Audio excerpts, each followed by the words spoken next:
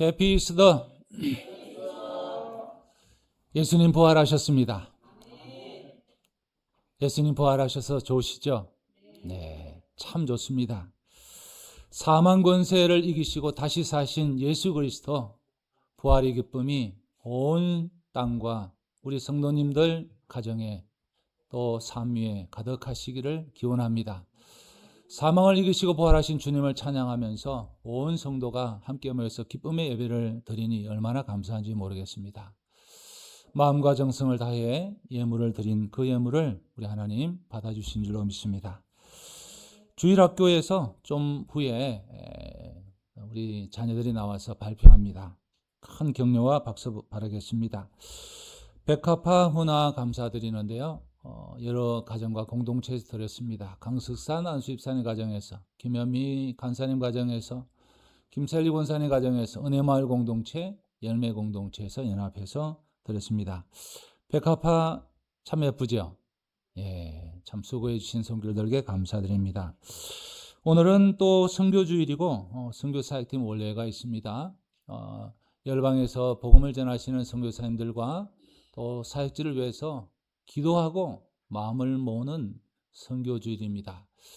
특별히 이제 얼마 남지 않은 올 여름에는 우리 단기 선교 또 비전 선교 출입이 있습니다.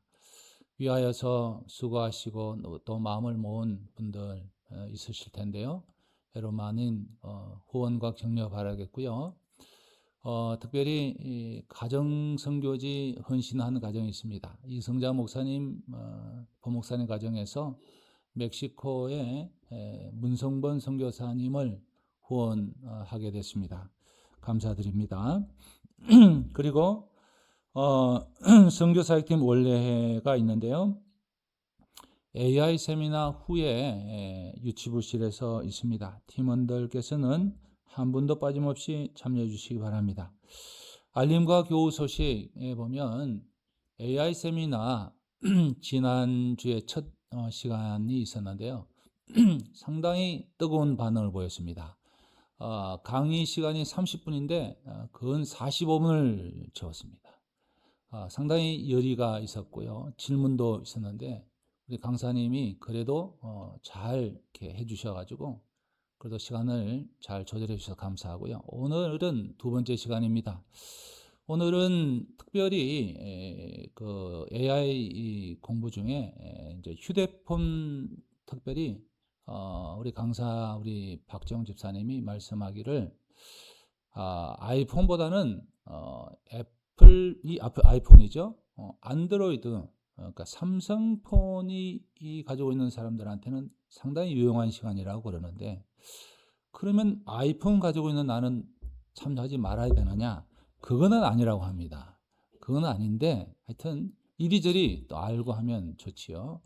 하여튼 친교 강사님이 숟가락 놓으면 강의가 시작됩니다. 이렇게 참고해 주시고요. 그리고 공동체 목자 모임 선교사역팀 원래 후에 있도록 하겠습니다. 그리고 다음 주일에 공동체 모임이 있죠.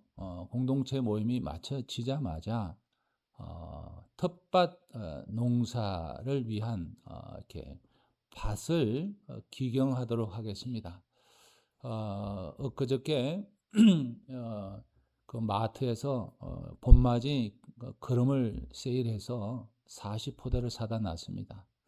원래 무엇을 심으실지 하여튼 그 거름과 흙이 잘 배합이 돼서 좋은 올해도 결실이 있으면 좋겠습니다.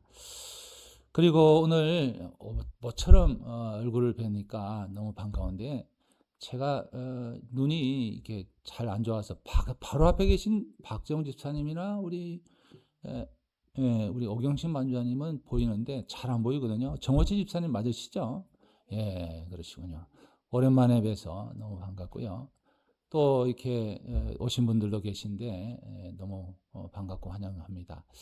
오늘은 또 우리 성도님 중에 주보에 광고는 없지만 우리 이용대 장로님이 오늘 8순의 생일이라고 합니다. 참 8순의 연세인데 참 축하받을 일이죠. 축하드립니다. 자, 오늘 2부 친교는 부활절 연합으로 생겼습니다. 혹시 빠트린 광고 없으신가요? 없으시면 이제 주일학교 학생들이 나와서 발표를 할 겁니다. 우리 나와서 발표할 때 여러분 큰 격려의 박수 해주시기 바라겠습니다.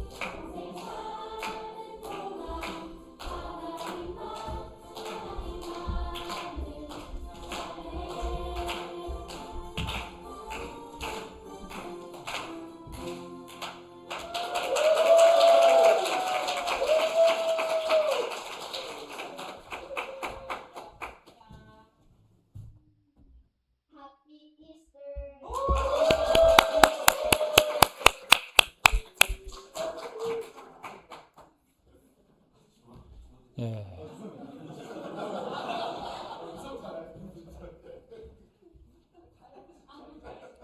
내려가자고. 아, 저는 선생님도 같이 와서 하나 더 하는 줄 알았어요. 아, 야, 우리 애들이 벌써 발음이 꼬이는데요. 한글 발음이 아닌데요. 해피 어스트 하는데요. 아유, 예. 하나님께 영광 올려드립니다. 예. 우리 백은영 집사님 다행히는 새벽에 휴가 갔습니다. 휴가. 부활절 날 일부러 잡은 건 아니고 오래전에 지인과 이렇게 약속이 돼 있는데 보니까 부활절인 거죠. 서부로 여행 갔습니다. 하나님의 말씀 보도록 하겠습니다. 하나님의 말씀은 빌립보서 2장 5절에서 11절입니다.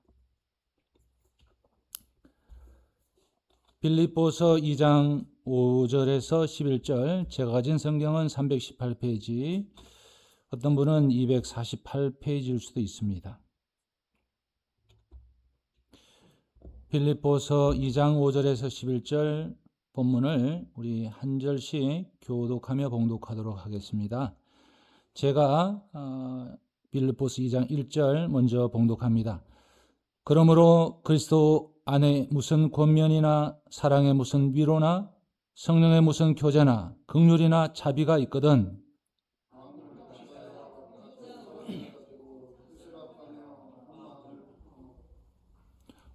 제가 1절부터 읽었죠? 예. 제가 1절부터 읽었는데요. 1절부터 이것이죠. 마음을 품어 아무 일에든지 다툼이나 허영을 하지 말고 오직 겸손한 마음으로 각각 자기보다 남을 낮게 여기고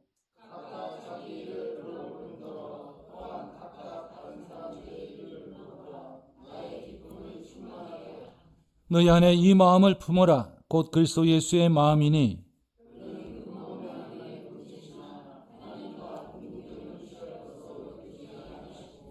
오히려 자기를 비워 종의 형체를 가지사 사람들과 같이 되셨고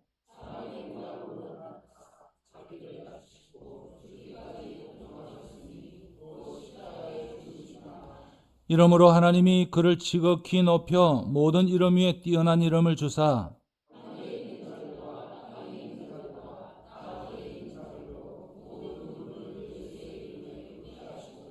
모든 입으로 예수 그리스도를 주라 시인하여 하나님 아버지께 영광을 돌리게 하셨느니라. 아멘. 아멘. 여러분, 우리 주님 다시 사셨습니다. 옆에 계신 분들, 앞에 계신 분들, 또 뒤에 계신 분들에게 우리 함께 인사 한번 나눌까요? 예수님 부활하셨습니다. 이렇게. 네.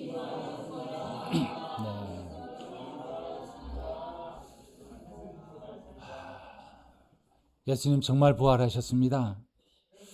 오늘 설교를 제가 시작하면서 조금은 역설적인 얘기를 하나 들려드리려고 합니다.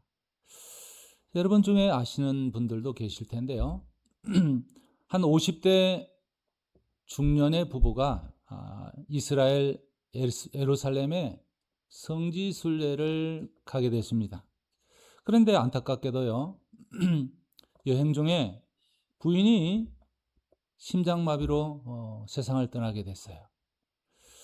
그래서 현지 장의사가 남편한테 말합니다.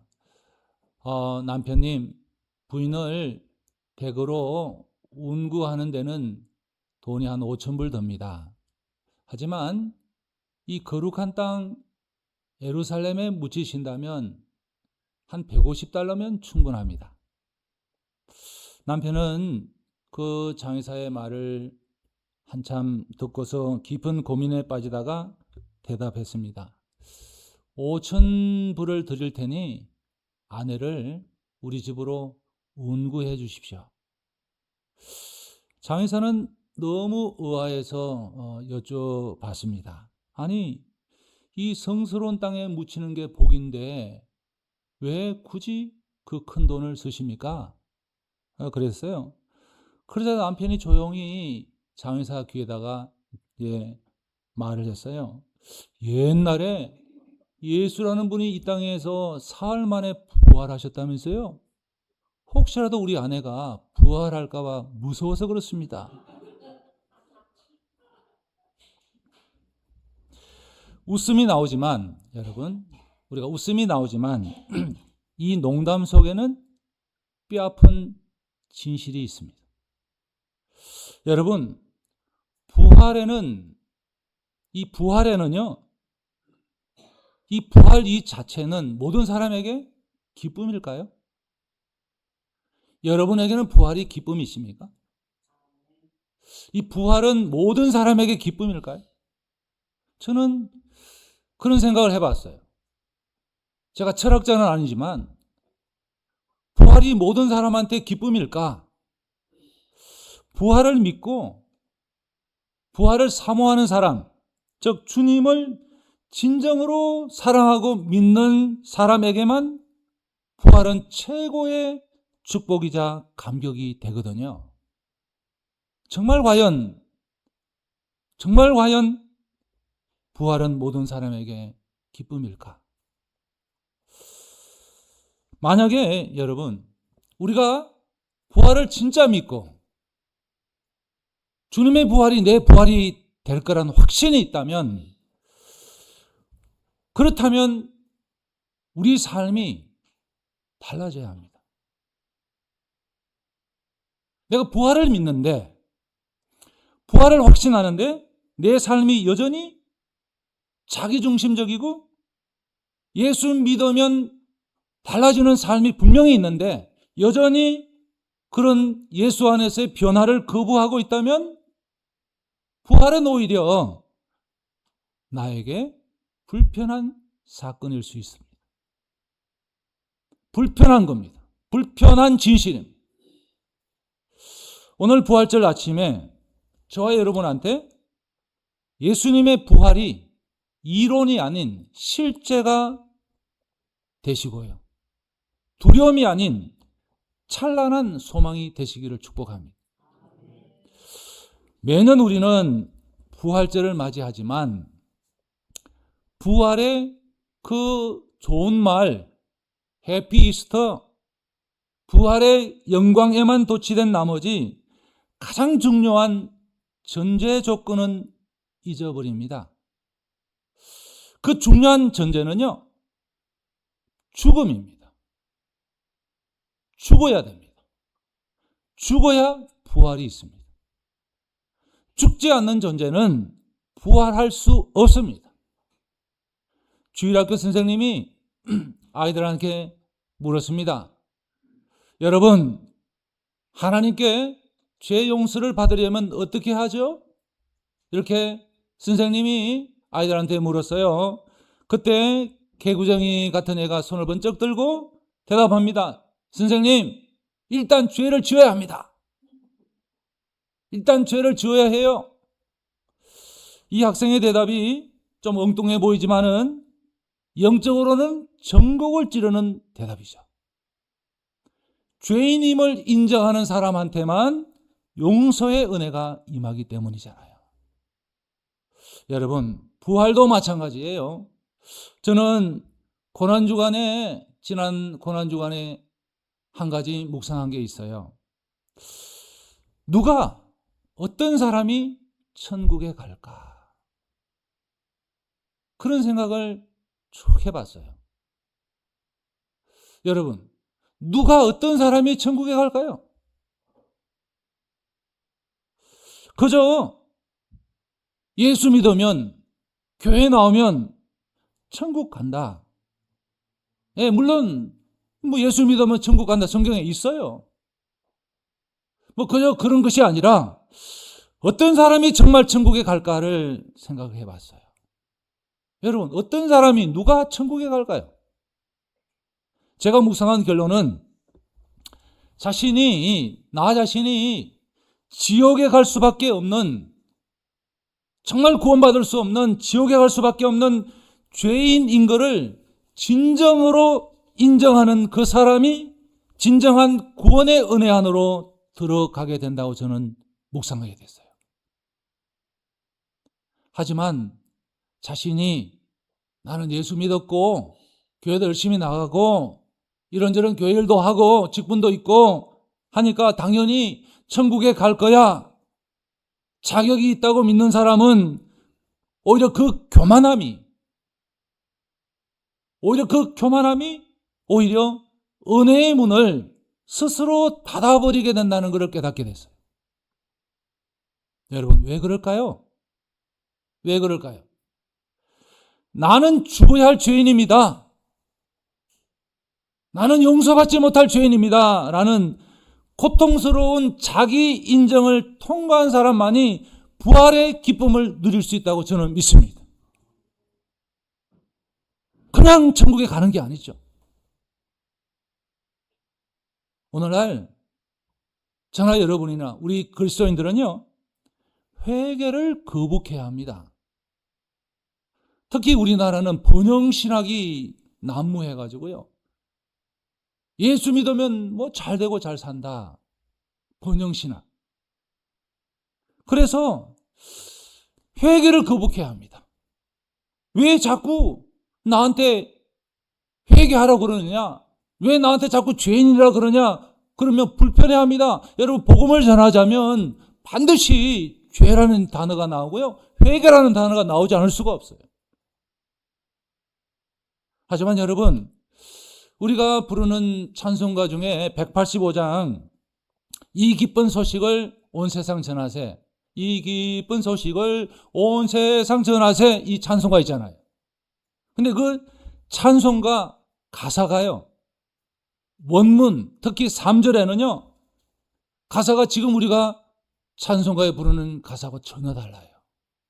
원문 찬송가는 가사는 3절이 이렇게 되어 있어요. 하나님의 무궁한 은혜를 지옥의 자식인 내가 하나님의 형상으로 밝게 빛나게 된 것을 어찌 다 전할 수 있겠는가? 요게 원문 작사가가 작시한 3절 가사예요.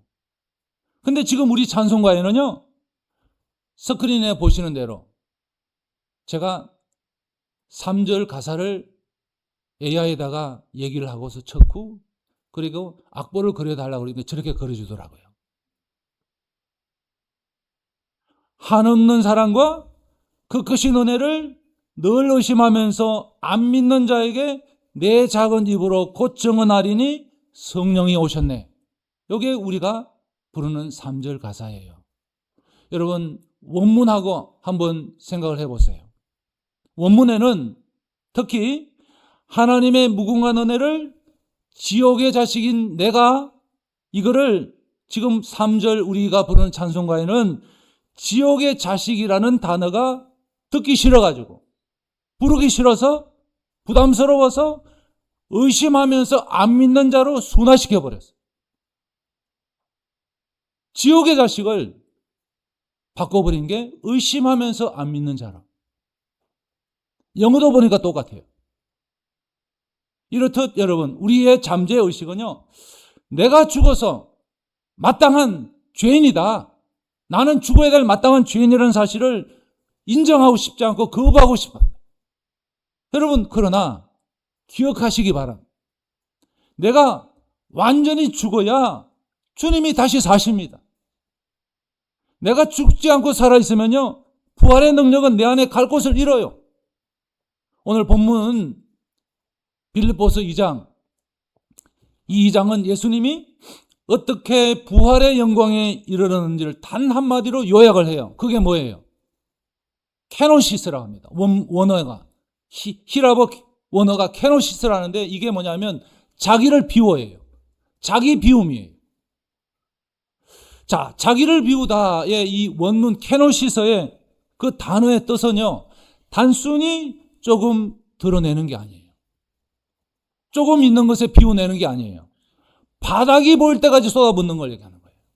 바닥이 다 드러나 보이는 것을 케노시스라고 그래요. 그러니까 주님이 무덤을 비우시기 위해서, 부활하시기 위해서, 레저렉션 하시기 위해서 먼저 당신의 신성과 생명을 케노시스 했다는 거예요. 비우셨다는 거예요. 그러니까 예수님은 근본 하나님의 본체시지만은 그 권리를 기득권으로 여기지 않으셨던 거죠. 오히려 스스로를 비워서 종의 형체를 입으셨고 죽기까지 복종하셨다. 이게 케노시스로 표현합니다. 자, 예수님의 구원 사역은 그래서 사탄을 향해서 칼을 휘두르는 체험의 사역이 아니었던 거죠. 철저히 낮아지고 버리고 비우는 사역이었던 거죠. 주님은 말씀하셨습니다. 누구든지 나를 따라오려거든 자기를 부인하고 제 십자가를 지고 나를 따를 것이니라. 순서를 보세요, 여러분. 누구든지 나를 따라오려거든 자기를 부인하고 제 십자가를 지고 나를 따를 것이니라. 순서를 보세요. 자기 부인이 먼저입니다. 그 다음에 뭐예요? 십자가가 그 다음이에요. 그 다음이 뭐예요? 부활은 그 끝에 주어지는 하나님의 선물입니다.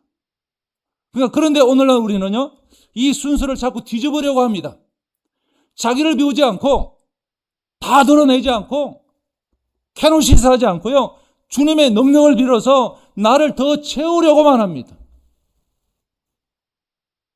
예수 믿어서 내 일 슬슬 잘 풀리고, 사업이 잘 되고, 내 자식 앞길 열리고, 내 이름 높아지게 해달라고 우리는 기도하죠. 그렇게 신앙생활을 하기도 합니다. 여러분, 솔직히 말해서 이것은 부활의 신앙이 아니라 세속 욕망의 확장일 뿐인 거죠. 우리는 신앙을 가져야 하는데 특별히 부활의 신앙을 가져야 되거든요. 진정한 부활의 신앙을 가진 성도는 예수님처럼 자기를 비워야 합니다. 아니, 다 보이도록, 아무것도 없도록, MT가 되도록 캐노시스 해야 합니다. 예수님이 신성, 인성을 가진 완벽한 존재이셨잖아요. 그걸 완전히 비우셨어요. 어디까지? 디센디드까지. 지옥에 내려가시면서까지. 그러니까 우리는 주님처럼 비워야죠. 그러니까 우리가 하나님이 우리를 막아서고 우리가 원치 않은 길로 우리가 갈 때 우리가 하나님 앞에 고집을 피우는 게 아니라 주님, 제가 여기 있습니다. 제 뜻을 캐노시스 하니까 주님의 뜻을 내 캐노시스 된 곳에 채워주십시오. 이런 고백이 우리의 신앙인 거예요. 사도 바울이 아시아로 가려던 계획이 있었죠. 근데 성령이 막으셨어요. 가지 마라.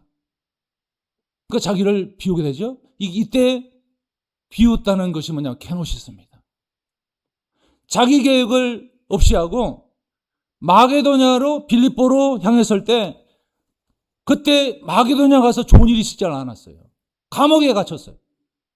감옥에 갇혀가지고 찬송하고 그렇게 있는 그 자신의 처지를 걱정하거나 연연해야 하던 그 마음까지 다 내려놓았죠.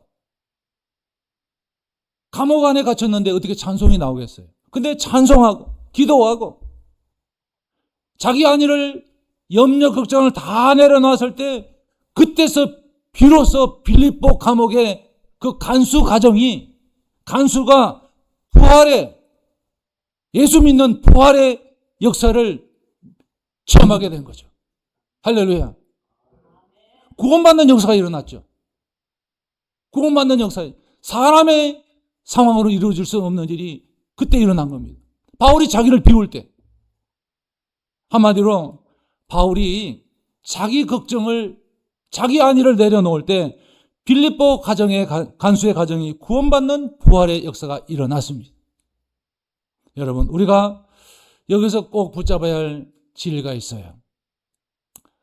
바울은 감옥 안에서도 하나님이 가지 말고 이리로 가라고 그랬는데 그곳에서 좋은 일이 있지 않고 그런 상황에서도 바울은 주저앉지 않고 주님의 계획을 믿으면서 비우기를 했습니다.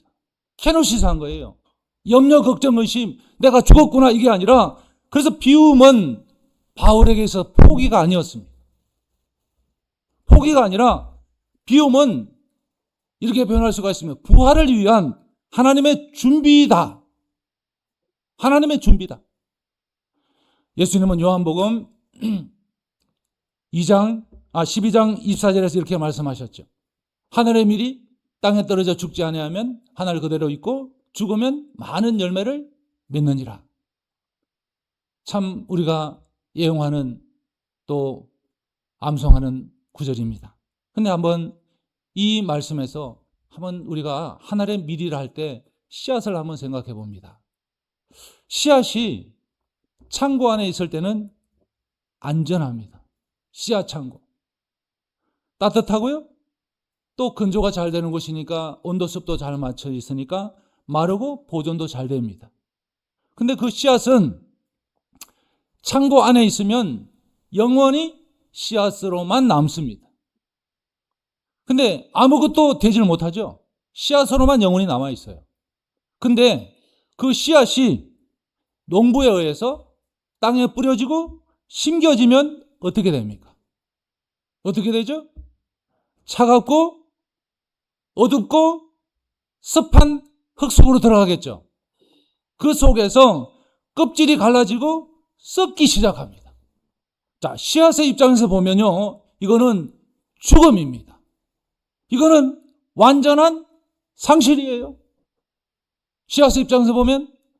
그러나 바로 그 죽음의 순간, 씨앗의 죽음의 순간 생명이 시작돼요. 자, 껍질이 갈라지는 그 틈으로 싹이 올라와요. 자, 줄기가 쓰고 꽃이 피고 마침내 수십 배의 열매가 맺힙니다. 여러분, 여러분의 삶을 한번 돌아보십시오. 지금 여러분의 자존심이 무너졌습니까? 여러분의 자존심이 무너지고 있습니까? 내가 그토록 붙들었던 계획이 산산조각 나고 있습니까?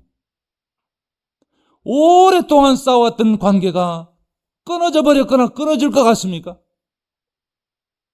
내 건강, 내 재정, 내가 의지했던 모든 것들이 흔들리고 있나요? 그 순간 우리는 본능적으로요, 더 움켜쥐게 되어 있습니다. 본능적으로.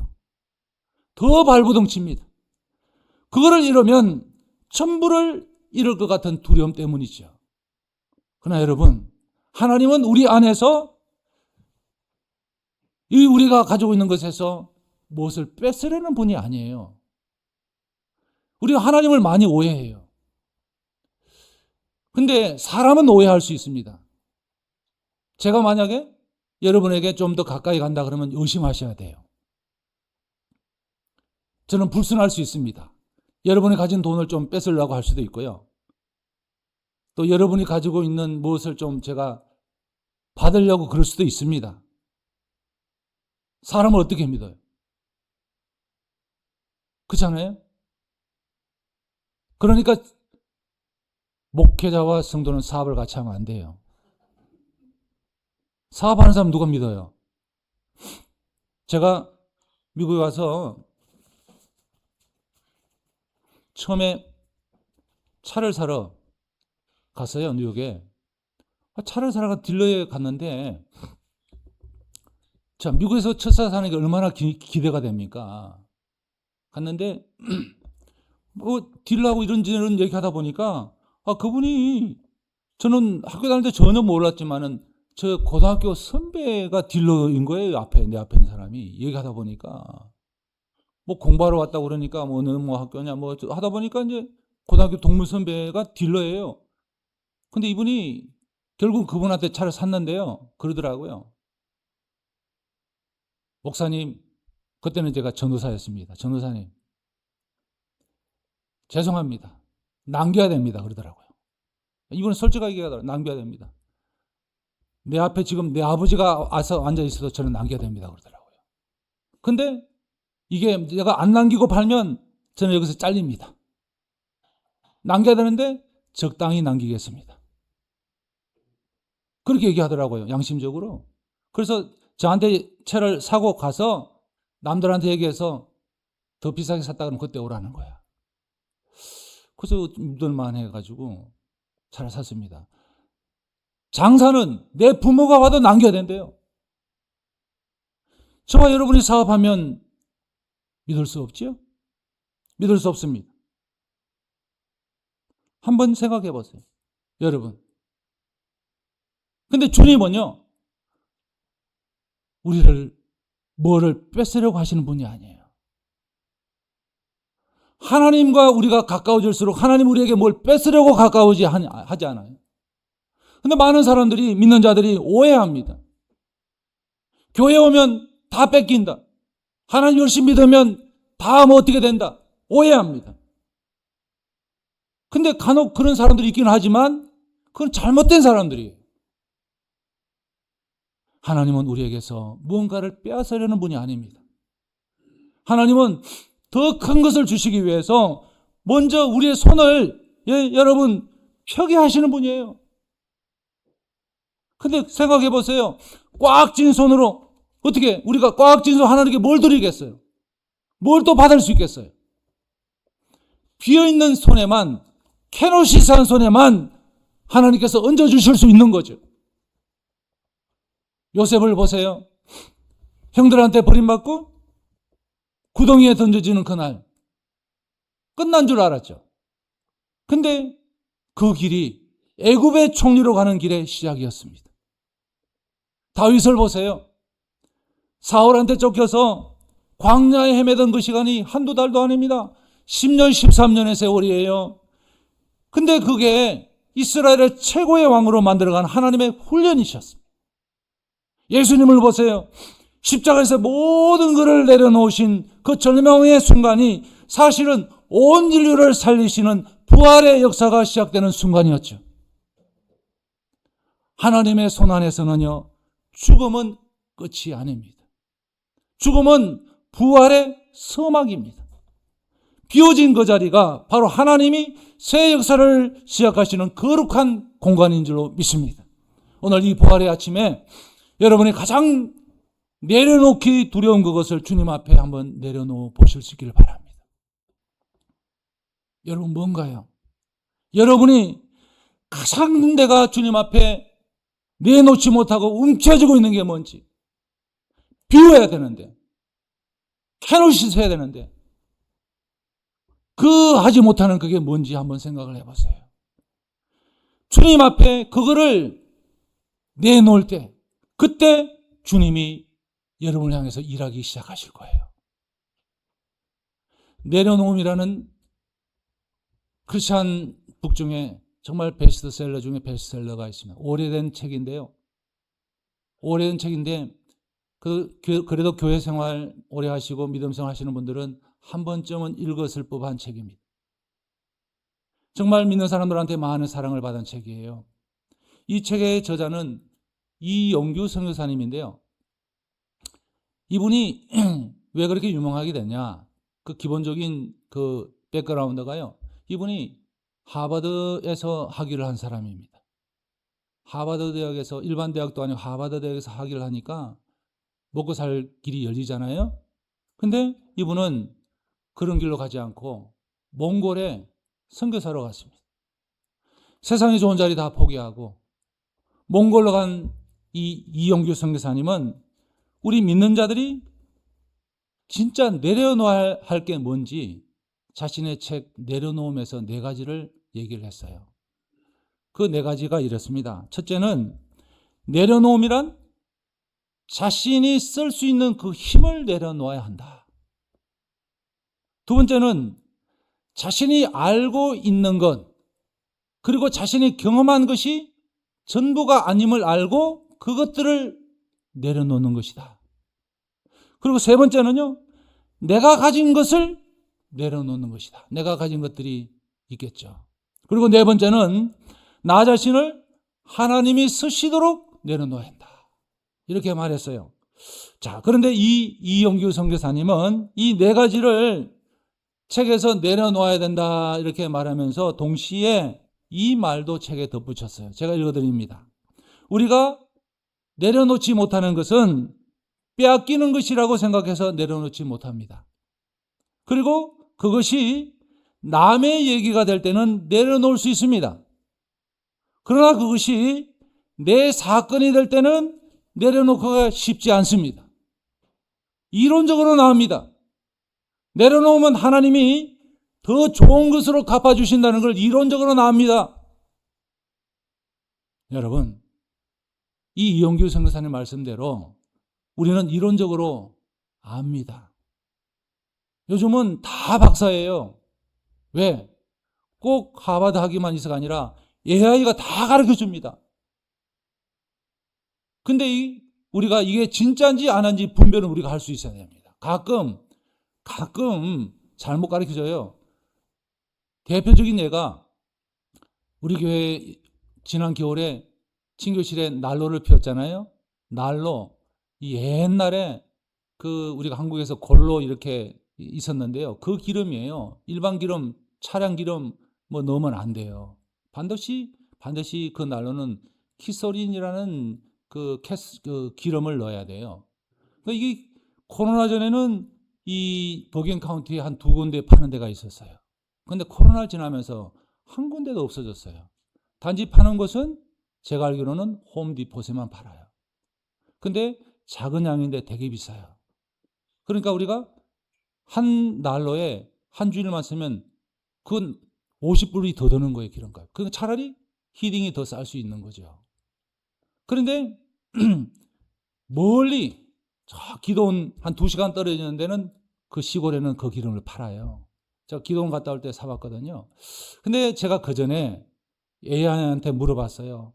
이 난로 기름 키소린 어디서 파냐 하니까 이 홈디포트 안 가르쳐주고 한아름에 가래요. 얘가 한아름에 가래요. 한아름에 없거든요. 잘못 가르쳐주기도 합니다. AI가. 요즘은 다 박사예요. AI가 다 가르쳐줍니다. 이론적으로 다 압니다. 하지만 여러분, 그게 내 일이 되면요, 내 사건이 되면 힘들어져요. 달라져요. 내 자존심이 깎이고, 내가 가진 것에 손해가 오고, 내 계획이 틀어질 때 우리는 비우기보다는 움켜쥐려고 합니다. 여러분, 그 경험들 있으시잖아요. 하지만 오늘 부활의 아침, 주님은 우리에게 도전하십니다. 네가 죽어야 내가 너를 살릴 수 있다. 네가 비워야 내가 채울 수 있다. 케노시스라는 거예요. 케노시스. 여러분 오늘 이 자리에 오시기까지 각자의 삶의 무게가 있으셨을 거예요.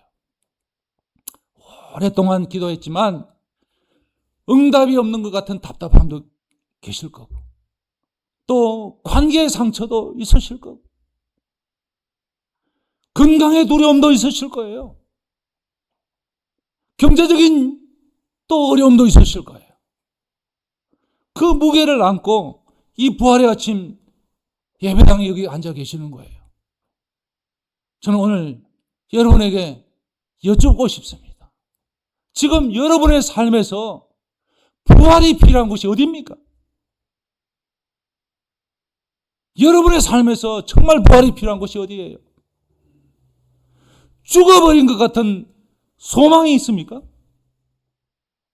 죽어버린 것 같은데 소망이 있냐고요? 회복될 것 같지 않은 관계가 있습니까? 포기해버렸던 꿈이 있나요? 주님은 바로 거기에 오십니다. 케노시스 된 곳에 오십니다. 막달라 마리아 기억하시죠? 예수님의 부활을 처음 목격한 여인입니다. 빈 무덤 앞에서 울고 있습니다. 부활하신 주님이 바로 옆에, 이 마리아 옆에 있었는데도 이 마리아는 자기가 흘린 눈물 때문에 주님을 옆에 두고도 알아보지를 못했어요. 그때 주님이 마리아 이름을 부르십니다. 마리아야, 마리아야. 단 한마디였어요. 단 한마디. 그 한마디에 절망이 환희로 바뀌었어요. 여러분, 한번 생각해 보세요. 이 마리아가요, 얼마나 기뻤는지 제가 환희라고 표현했습니다. 단걸음에 주님이 십자가에 못 박히시고 돌아가시고 장사되시니까 제자들이 다 숨었어요. 어디 있는지는 말이 안 알았어요. 단숨에 달려갔어요. 주님이 살아나셨다. 주님이 살아나셨다. 내 눈으로 봤다. 내 주님 목소리 들었다. 그래도 제자들이 믿지 않았어요. 얘가 잘못됐나 보다. 헛것을 봤나 보다. 여러분, 주님은 오늘 이 시간 여러분의 이름을 부르고 계십니다. 내가 비울, 내 계획과 내 고집과 내 두려움, 내 욕심을 내려놓을 때 주님의 음성이 들립니다. 캔을 씻으려 합니다. 주님이 왜 부활하셨어요? 신성과 인성을 다 비우실 때 부활하신 거예요. 부활은 빈 무덤에서 시작이 되는 거예요. 비어 있어야 주님이 채우십니다. 세상의 헛된 욕심을 버리세요. 내 힘과 경험을 내려놓으십시오. 자기를 비워서 종의 형체를 입으신 예수님과 함께 십자가에서 우리는 죽어야 합니다. 그때 비로소 하나님은 여러분을 높이실 거예요. 여러분의 가정을 살리시고 여러분의 무너진 마음을 부활의 능력으로 다시 세우실 겁니다. 오늘 이 부활의 아침 우리 안에 죽어있던 모든 것들이 주님의 능력으로 다시 살아나기를 바라고 축복합니다. 기도하겠습니다.